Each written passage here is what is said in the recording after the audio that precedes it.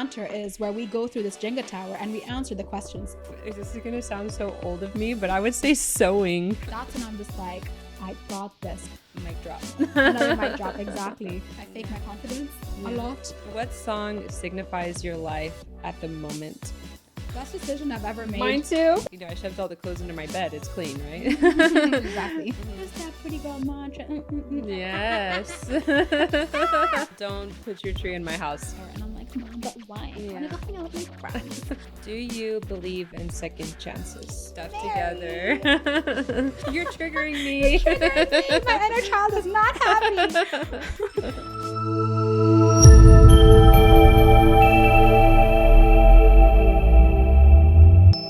Assalamu alaikum and welcome to the Burj Banter episode on Press Pause with Johanna. Burj Banter is where we go through this Jenga tower and we answer the questions together.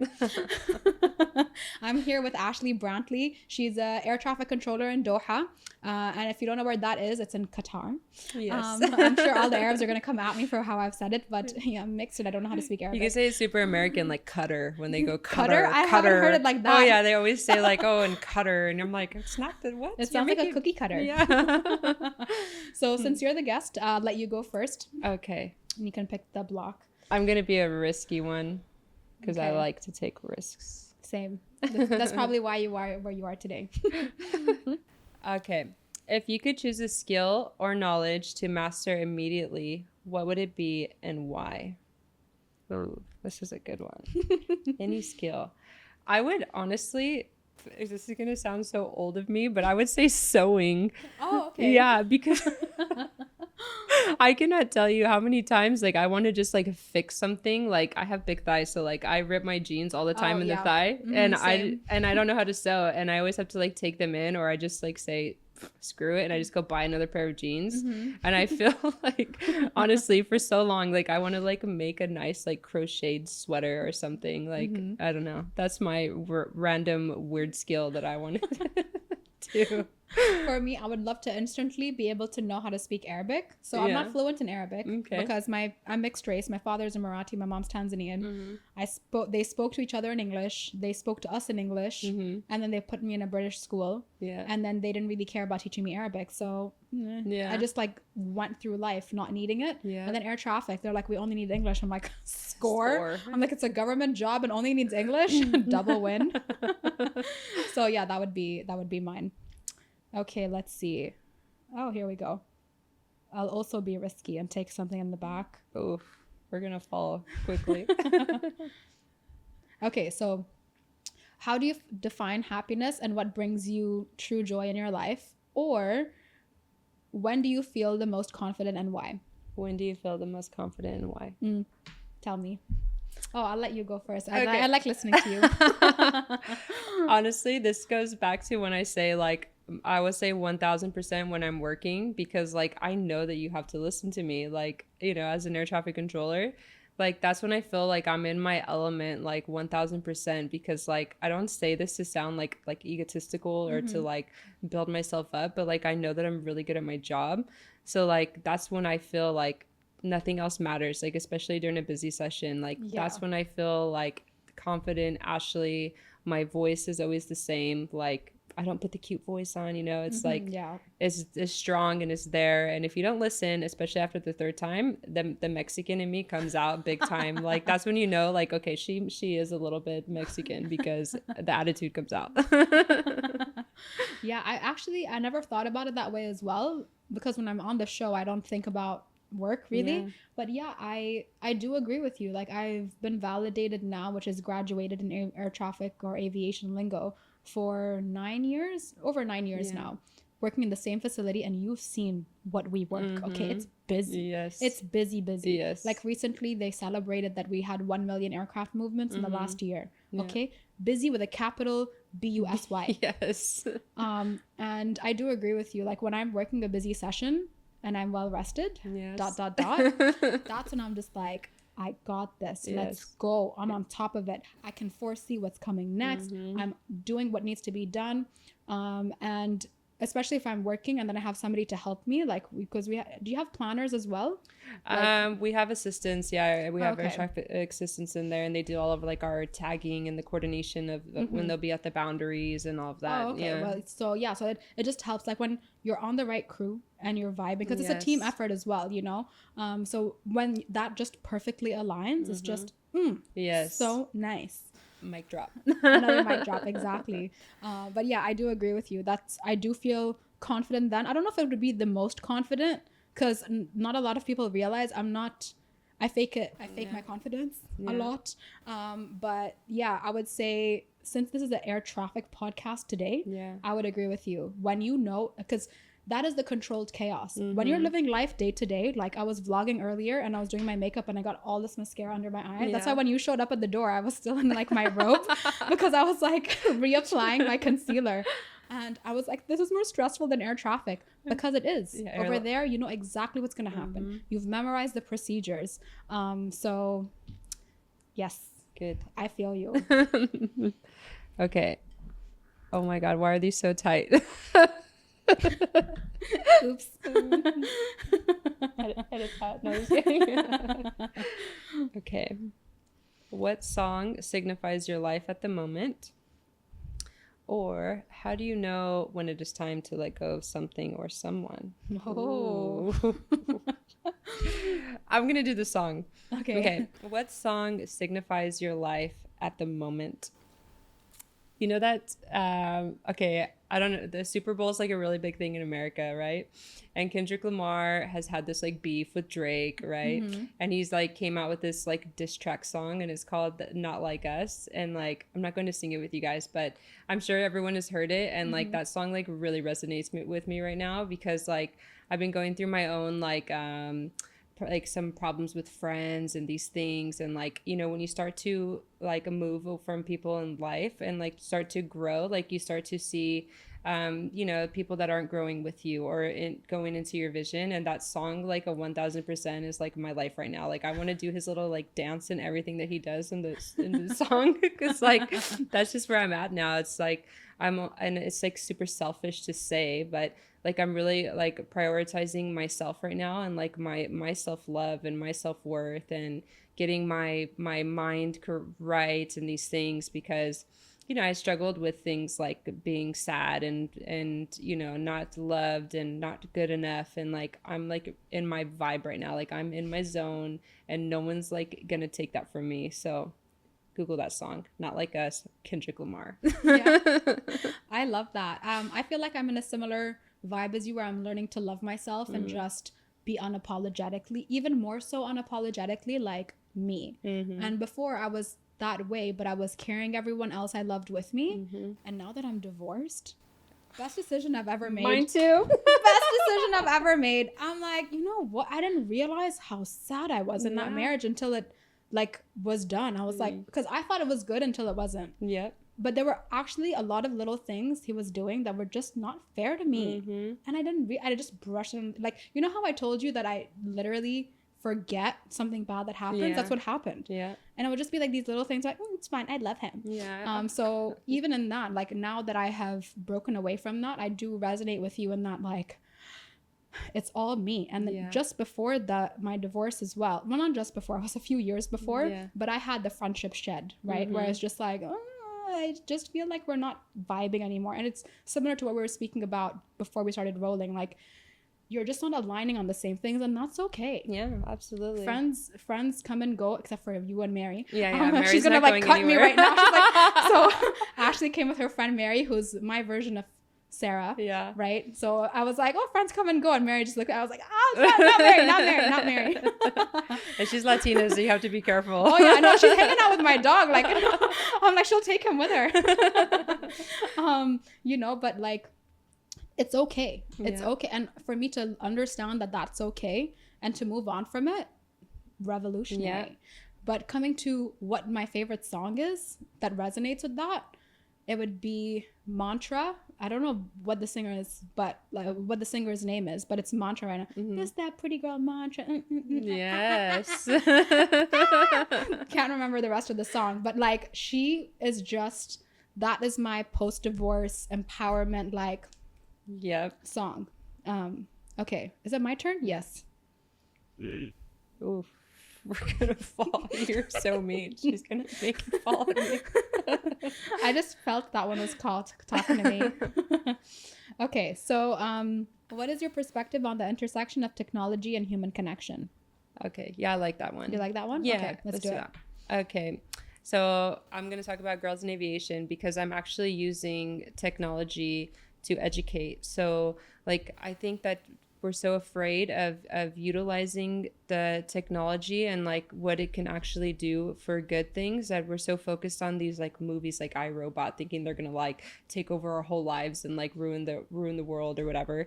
But like I feel like the more we embrace it, it can actually help you because like look at ChatGPT for example too. Like you can type in literally like I'm dealing with a breakup and like what can help, and it will literally tell you like nice things. Like I haven't Googled that recently, but I have done it before, and and it will literally say like, you know, go to do breath work, meditation, try yoga, and it actually gives you like really good things. So like I feel like the relationship between humans and technology actually needs to be stronger, and we need to embrace it more because it actually can do quite a lot of good, educating even people that are lonely that just want someone to talk to or something. They can talk to ChatGPT, you know, like it sounds really weird and like I have a friend that does that. Yeah. But like you can, and like if it's something that helps you, like why not utilize it and embrace it rather than keep trying to push it away. Like we can still integrate technology and not think it's going to take all of our jobs or this and that, and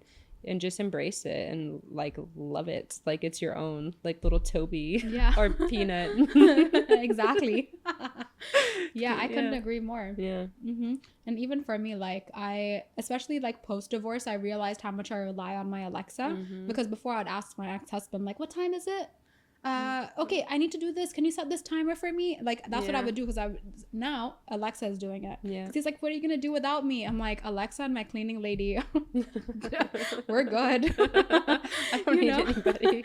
Exactly. And then even that intersection of technology and human connection, that's how we are able to do this podcast. Like absolutely, you post funny things on Instagram. Like I think I reposted you so many times and then I was like, who is this person? Because I didn't realize like I know it's a human posting, but I didn't click that it's a female controller right next door to me, you know? And then afterwards, I was like, oh my God. And then I would just like comment on all your stuff. I'm like, you're funny. And I was like, well, who is this? Like, you know, I did the same thing, like being nosy. He's like, oh my God, she's right next door.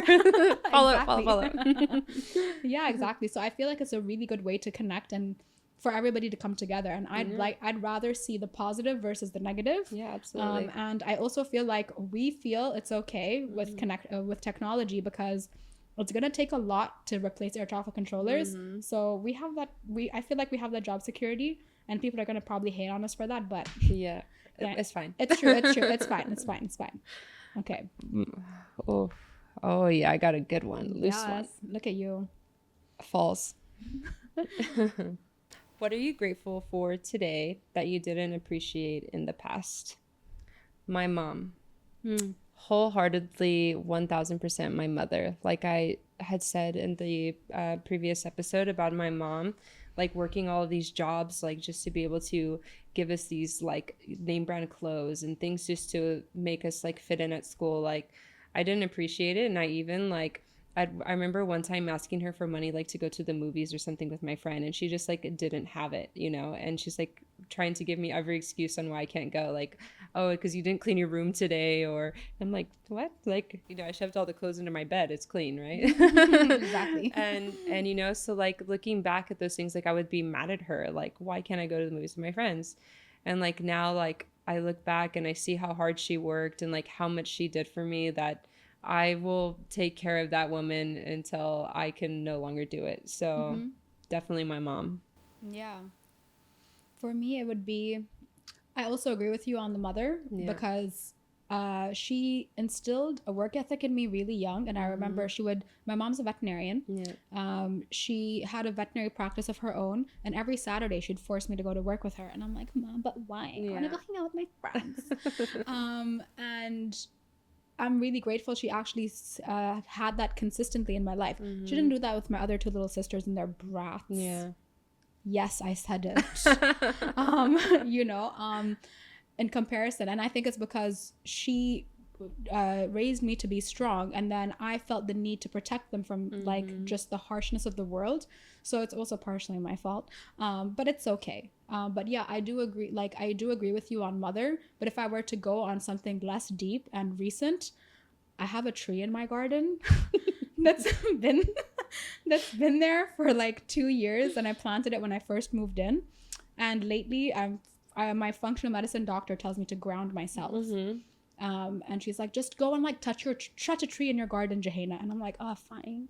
And I was doing my ice bath, and I opened my eyes, and there was this tree right in front of me that's always been there. And I was like, I'm gonna touch this tree today.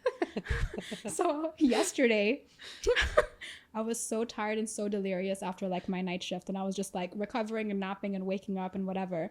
And I went and I did it. My mom's like, you need to wake up. We've got stuff. We have to do we have to shoot a podcast. She's like, get in your ice bath since you can't have a coffee. Let's go. So I go to my ice bath. I open my eyes. I see this tree, and I'm like, this tree is Johanna. I just went and I put like, I'll show you like after this, I want to put a bench next to it and I just sit by this tree and I just like hang out with her. And then I closed my eyes and I was like meditating, and she was swaying, and I was like, this is so nice. So to relate to your answer, I definitely understand mother. But recent was this, and my mom was over, and she was getting her makeup done like by the makeup artist before we do our shoot and everything. So she's like feeling herself for the podcast. And then I was like, Ma, you know, there's this tree in the garden. I'm gonna name her Johanna. And both the mom and the makeup artist look at me. I'm like, if we didn't know you're fasting, we'd think you're high. She's losing it. She's like, you need to eat. I'm like, give me 3 more hours. So yeah, that's my story for you. Johanna the tree. Johanna the tree. Yeah, she's a neem tree. She gets rid of pests. Yeah. Because that's their it has medicinal properties, and it's like a natural bug repellent. Yeah. So that's why I put neem trees in my garden, because I have 3 dogs. Well, don't put your tree in my house, because plants come to my house to die. Well, I have a gardener, so. Yeah. Okay. Is it my turn, or did you pick that one? Your turn. Yeah. Oh, here we go. That's a loose one. Oh. I already know the answer to this question that you're gonna say. So, what would you do if you won the lottery?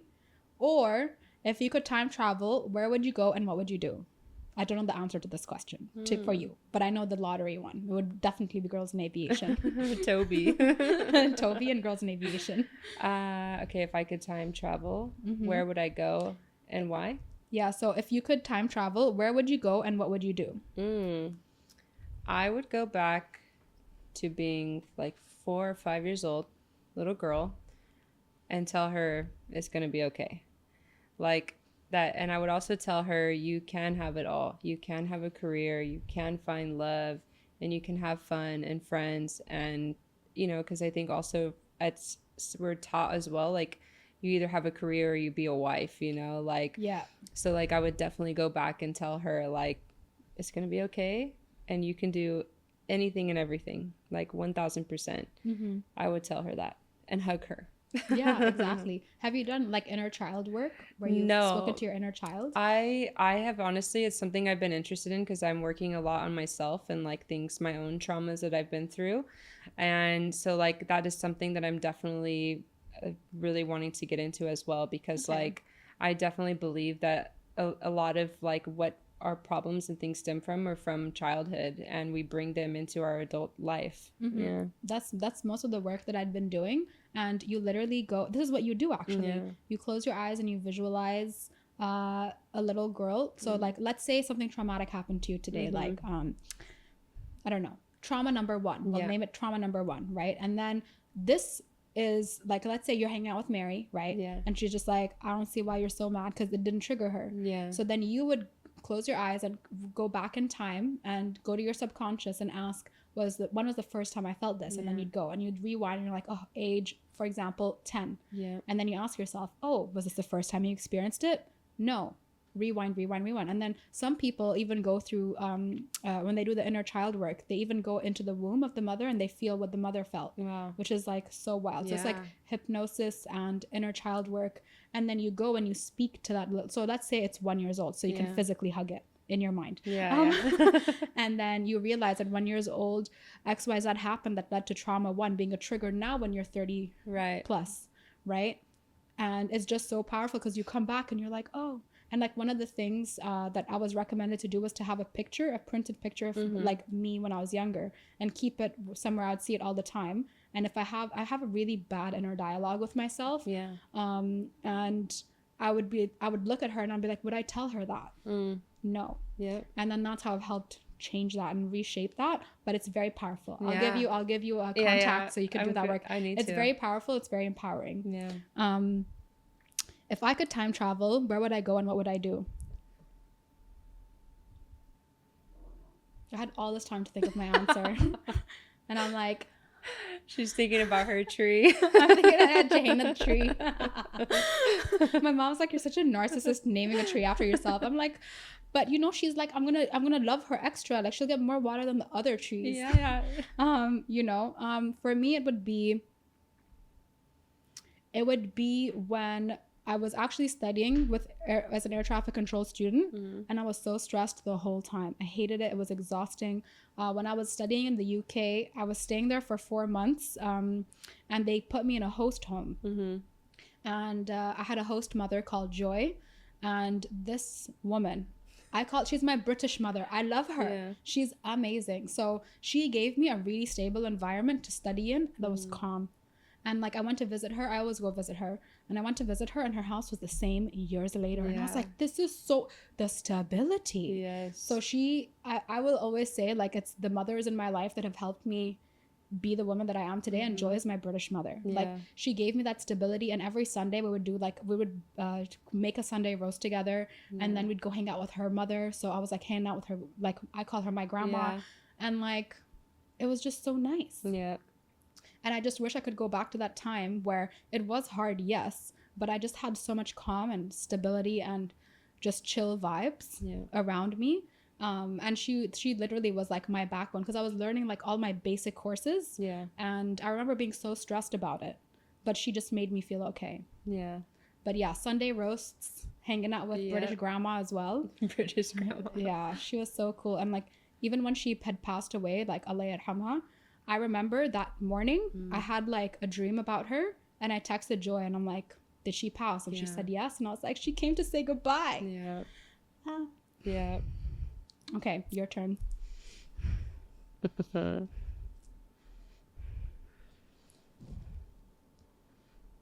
Oh, you made one. I loosened one up for you.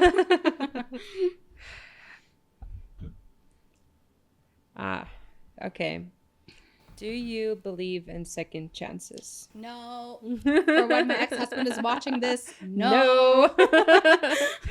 Okay, I'm really weird when it comes to this because like, you know, like I just keep going and going basically until like I just don't have it in me anymore. So like I would say like wholeheartedly I subconsciously do believe, but if you ask me, I'm like, oh no, there's no way. But like I do, like, and that's probably a flaw of mine. Like I just like let people keep going. Yeah. Because like I feel like in my heart, like, oh, something will change, or you know, you want to make every excuse in the book for whether it's a friendship or a relationship. And so yeah, I would say if you ask me, I would say, oh no, but like I do.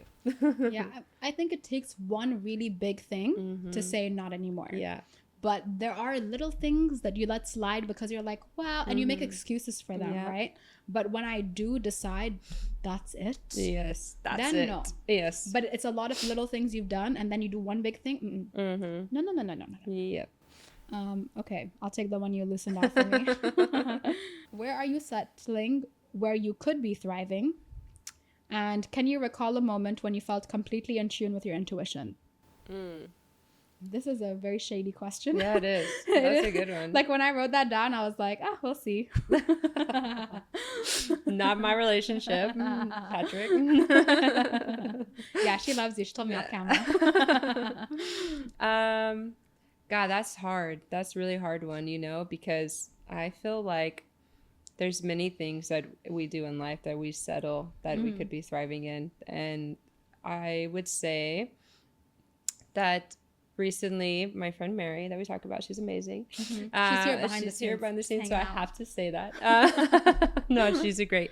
But we talked recently about this, like about like sometimes like people in your life like actually bring you back, because we're empathetic people, myself and Mary, that like we, like I say, give and give and give and give and give. And like I feel like for me, friendships, and I don't say that like with every friend, but certain friendships, I think I do settle on, where it's not so much that I could thrive in that friendship, but I could be thriving elsewhere. Mm-hmm. But I let my heart take over, and I try so much to help everyone else's problems around me that I don't push myself enough. And thankfully, Mary is the one that actually, we were sitting down having dinner and talking, and she's the one that actually pushed me to start Girls in Aviation. Like, get your stuff together. I love that. Yeah, like, why are you allowing so many things hold you back from doing this? Like, this is your passion. This is you. This is what you need to do. Mm-hmm. So I would definitely say, like,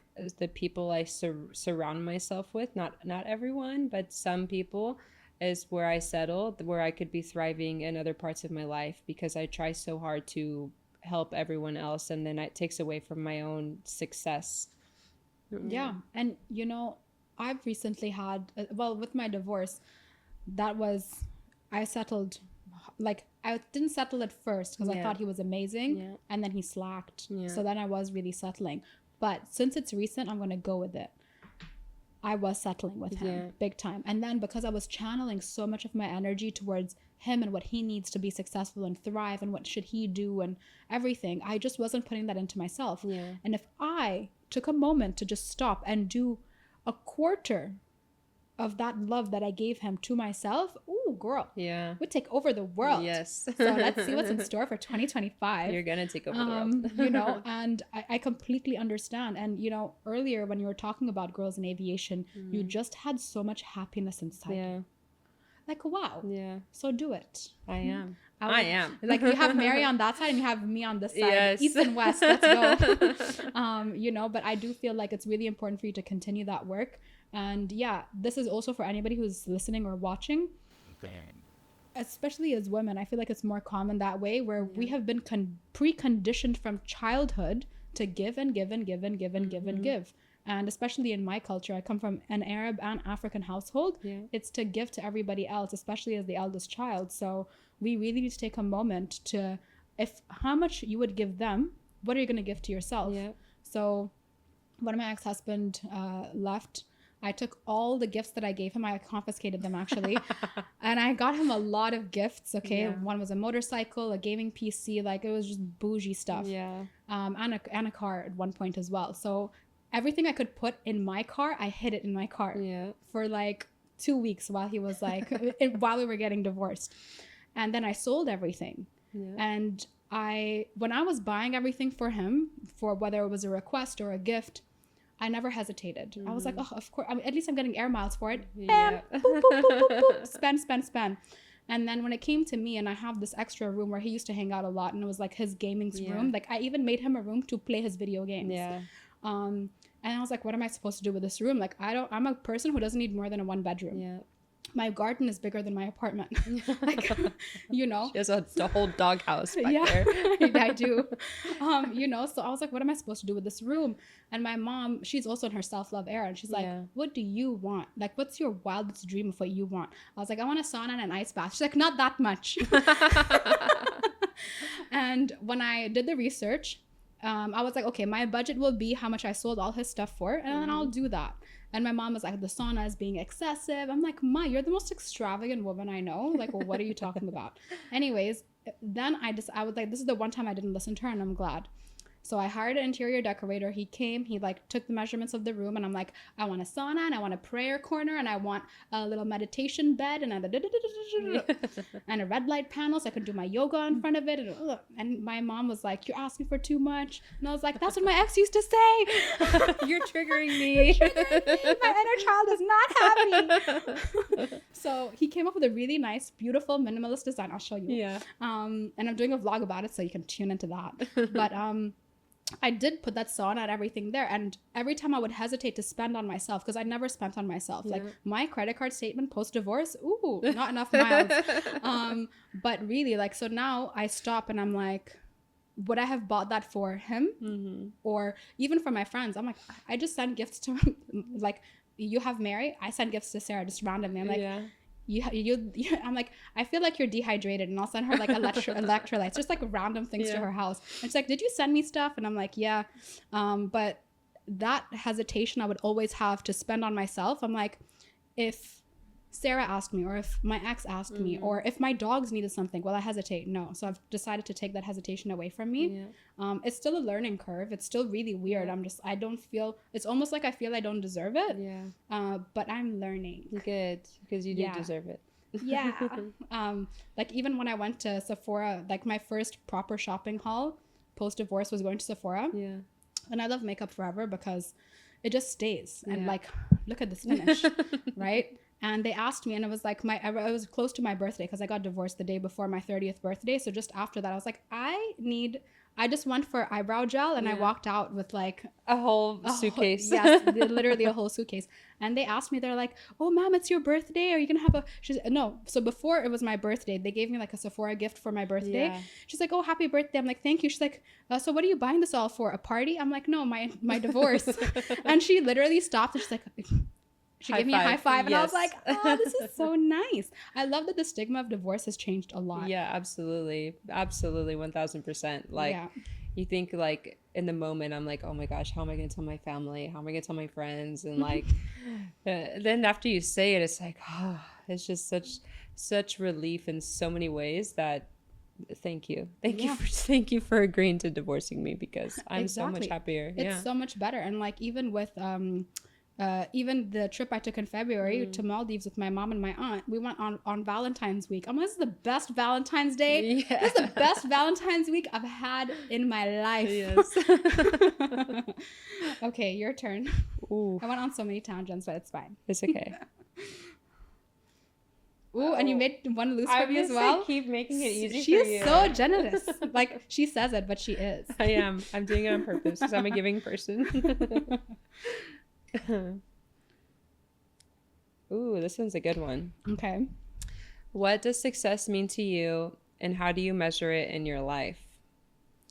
Success to me is, I would say, something that you're passionate about, because you can have all the money in the world, you can have this best crazy job that you make millions, but if it doesn't bring happiness to you or happiness to others that makes you feel good, then it's, to me, that's not success. Success for me was when I was paying out of my own pocket to have the girls go through their simulators. Success for me was when I did the donation drives for the Afghan refugees that came to Doha. Success for me was helping my friend Mary rescue these two amazing, cute dogs that literally pooped in the back of my Porsche on the way to the airport that were going to Canada. But these small things for me, like, these things are success. Success to me is something that makes me happy, something that makes me feel good, something that I can go home and be like, oh, like, I really did this, you know, like something that sits with you and your heart as a person. Yeah, I agree with you, because for the longest time, like, we didn't grow up with a lot of money despite my family name, you know, and I felt that money is going to solve every problem that we had. I truly believed that. And that's why I got into air traffic control when I was 19. I was 19 when I joined, because I was like, I have to make money, because when I make money, then mom, she's tired, I can retire her, I can put my sisters to school, I'll pay for the house, like, whatever is needed, I'll fix it. And then I achieved that, and we still had problems. That's so rude. Like, why? It really upset me, you know? And I was throwing money at the problem because I genuinely thought it was the solution. And yes, money helps. Yeah, absolutely. Money helps. Absolutely. But you also need to find something that does bring you to true joy. And that is you being successful. And I will add to what you mentioned, everything you said, plus health. Because my health deteriorated really badly post-COVID. I had long COVID. It was awful. I gained a lot of weight. I couldn't breathe. And then I gained a weight, and then I had to work out, but I couldn't work out because I couldn't breathe, and it was just bad domino effect. And it was just so nice to finally get my health back.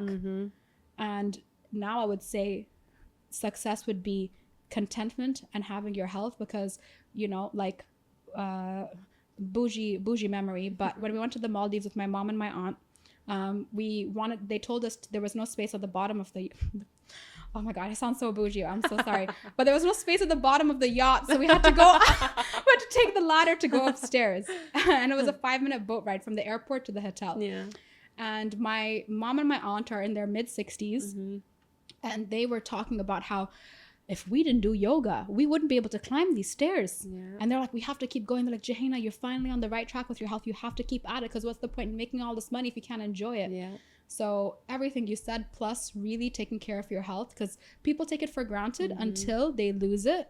And not everybody can regain it. I also went through the same struggle with my weight and these things. And I also have been on a Monjaro journey, and I've, you know, I think it, because I have lost like quite a lot of weight on it. So I resonate with that a lot as well, to say, yes, health as well is definitely involved, like a part of being successful, because when you're not happy with yourself either, then that also reflects into everything else that you're doing. So exactly. And if you don't feel good in yourself and your body, you come into this world on your own, and you stay on it on your own at all times. And then some people come in and add value, but you have to take care of yourself so you can truly enjoy those moments with everybody else, or alone if you're like a massive introvert. Your Okay. turn. I'll take one that's not loose. Oh wait, here we go. I'll take this one, and then you can take the one you loosen, because look, I'm also generous back. Ping pong boom. Generosity ping pong. Okay, so how do you approach decision making, especially with a difficult choice to make? Young Ashley would have approached it with no thought in mind, just like an instant emotional reaction. But now that I'm adulting and I'm like almost 35, and I don't want to say that because I'm getting white hairs, but I think like now the Lord's highlights. I like had to like put some brown highlights in it because it's getting too bad. But so yeah, now Ashley, 35 years old, that has a stable job in a stable place. I try now to approach it more with reason, like, and not to act off of emotion. Because I think the minute you act off emotion, you do things erratically and you say things you don't mean and these things. So I try to like kind of sit with it for a while, think about it. Okay, I also think about how, if I say this, how will X, Y, and B happen? X, Y, and B, X, Y, and Z. I don't even know my alphabet. But so like I now try to be a little bit more rational rather than just going crazy in a decision. But yeah, definitely sitting, thinking about it, and coming up with a different solution for different outcomes, and which outcome will make me feel okay, you know, with how it's going to turn out, basically. Yeah, exactly. And I feel like this is you growing into being an air traffic controller and bringing work home with you to make these decisions. Yeah, absolutely. Because, you know, we, like at work, we have to make big decisions real quick, and we have to be able to change them. So you literally broke that down, but slow motion into your real life. And you know, I'm somebody who, when I'm really mad, I literally press pause, and I'm like, I need to cool down, because I really don't want to say something I'll regret. And I learned that the hard way. So even in my marriage, I would just shut down, and I'm very avoidant. I learned that word from Love is Blind.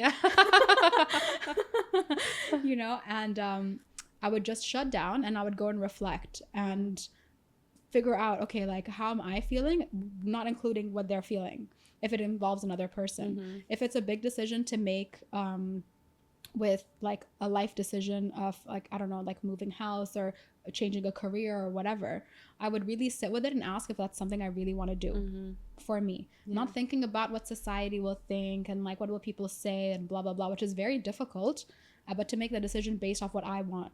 Like even with the podcast, for the longest time, I've had this idea for years, and I just never executed it because I was like, what will people say? And then my biggest insecurity is people are going to call me fat. I get called worse things now on the internet, but it's fine. You know, and that was my biggest insecurity. And for the longest time, I didn't do the podcast, which the purpose of the show was, instead of pursuing a traditional education and doing my master's, I used that money to interview people from all walks of life and learn from them, but not to gatekeep that information, but share it with the world. You know, and I didn't do that for so long because I was scared of what others would say. So I'm making decisions based off of what I want and what's best for me and my 3 dogs and my mother. You know, and it's been really life-changing to do that because I've tried new things, I've experienced new things, I've met so many new cool people because I've made that decision to do that. So tune everybody else out. Absolutely, 1000%. Okay, so shall we play speed Jenga, like the way it's designed to be played? Okay, so you continue. Oh, you have 2 here. Okay, so there's one on this side. I'll let you pick that one. Don't go easy on me. Oh, that top part is... Yeah, it's pretty solid. Okay. The hard part is when you put it on the top now. Yeah. Oh. And I just was so aggressive. I was like, no. I'm such a calm person now. I do yoga. Exactly. Oof. I feel like I want to help you. My one hand the is empath in me sweating. wants to just help you over here. I'm trying to not take the one that you loosened, okay? Because of my generosity. Okay. Oof. Here, it's that one. Yeah. This is still a scary one, though. I had to like refresh. Oh, oops. Oh, here we go. Wait. Like a cat. Meow. Oh. Oh. No, that one's... I'm gonna make it fall. I want to do one of these. But that's not gonna work because I'm smart.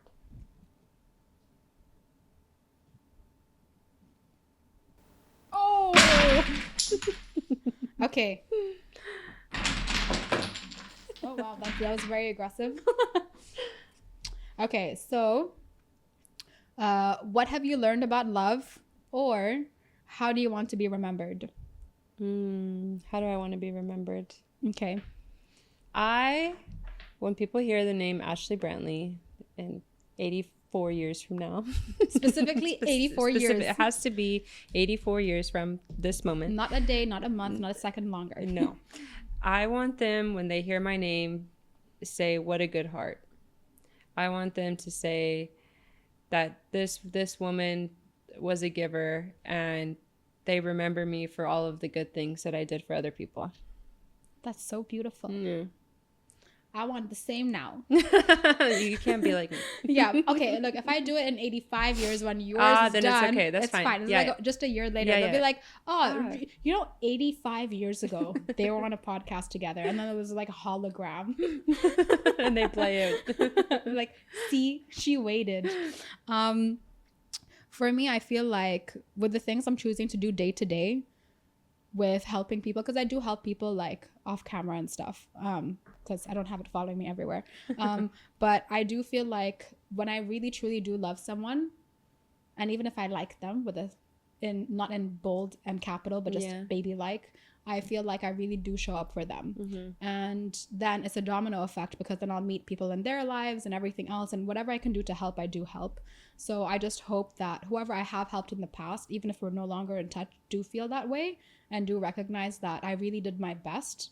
And then for everybody in the future, I really don't know. I don't know where the podcast is going to go, but I'm going to stay consistent with it and see where it takes me. But I want people to feel like they've learned something from me. And if you were mean, it's going to be a lesson. But also, I really love to educate people. Yeah. Whether it's about air traffic control, and I really enjoy being an instructor, especially with my Mira, like my trainee. She has the same name as my little sister. I'm like, I love you. You know, she's just so sweet. I'm so proud of her. But you know, just for people to learn something from me. And also, one of the things, people don't really remember what you've done for them, but how they made you feel. So I just hope the feeling is, oh, she was helpful. I learned this fun fact from her, because I have really random facts in my head. Like, I'll just sit there. I'm like, did you know? On this episode of Press Pause, did you know? Yeah. You know, so I hope to educate people as well, and to just spread knowledge. Yep. Yeah. But also all your heart stuff. That'd be nice. But I'll do it in 85 years and it's fine. Exactly. Is there anything else you feel like you'd like to add or say to anybody as a final close? Yeah, like seriously, just don't ever give up on like your dream. Like I really feel like we're all here to serve a purpose, and like your time is not up until that purpose has been served. So like whenever you feel in your heart like feels right, whether it's like I want to bake cakes, or I want to do build a Jenga game, you know, like, you know, imagine the person that was like, I'm going to build this wooden game that you like push it, you know, people probably thought, oh, you're crazy, you know, like this is crazy, no one's going to buy that. And look, so like just don't ever give up on your dreams or your aspirations, because like everything is attainable. It just all comes down to you and like how much effort and motivation that you want to put into achieving that. Yeah, I couldn't agree more with you. And for everybody tuning in, we hope you enjoyed. Follow Ashley. It's Ashley_vectors on Instagram. And I don't know if you have any other social platforms with that name. But tune into her. She's really funny online. And if you're in aviation, you'll think she's really funny. But also, I really loved getting to know you these last 2 episodes. Like, mashallah, you have a beautiful heart. Oh, thank you. I can feel it. And like, you know how I knew? I sent the other 2 dogs to daycare, but you just like hung out with my dog, like the oldest one. And he was so calm, like straight away. Usually he like runs away from people, but you and Mary, he was just like, love me. And I was like, green flag, green flag. And I even told both of you, I was like, this is just so nice. Like my pets and my mother gauge whether I'm going to be cool with someone. So thank you so much for sharing and taking the time to I know you were already going to fly into the UAE, but to take the time to come here and your patience and agreeing to do the drive, you know, it really, really means so much to me. And I'm happy that we took this Instagram friendship and like we brought it into real life, and we finally met. And you know, with Girls in Aviation, I'm going to be your cheerleader. You need motivation from this side. I'll smack it in this side. Mary will be on the other side, like, Ashley, refocus on yourself. You know, and get your stuff together. Yeah, and you know what? Like, if you need to take a moment to press pause to come back stronger, by all means, do it. Absolutely. That's like a really important thing. Yeah, I'm super happy to know you too, because now I can like be like, I know her, like when I speak to her now. Yeah, I sound really different on the frequency, so there's somebody who said that saw me at work, and they're like, you're so happy on your podcast, like do you pretend? I'm like, no, I'm just sad to be here. Like, I'm really grumpy. It's been 11 years of doing the same stuff with all of you. Confirm your confirmation. Blocked. You're the only one on the frequency. Exactly. And you know what I think? Okay, we're digressing, but I have a theory. Okay, I have a theory that pilots don't listen, and then they just say blocked so you can repeat it again. I agree 1000%. Blocked. Like, you're the only one in the air. Just say you didn't hear it. Yes. And tell us you want us to repeat it. Anyways. Last mic drop. Last mic drop, exactly. But really, thank you so much for everything. I really loved getting to know you. I hope this friendship continues. I'm coming to Doha to come visit. I want to hang out with Tobias Eugene. Yes, come. This is her dog's name, by the way. Toby for short. Yeah, Toby for short. It's okay. I'm going to call him his full name. Yeah, you have to. Yeah. Everybody tuning in, thank you so much for doing so. Remember to like, comment, share, and subscribe, and let us know what you think in the comments below, but keep it constructive and loving, okay?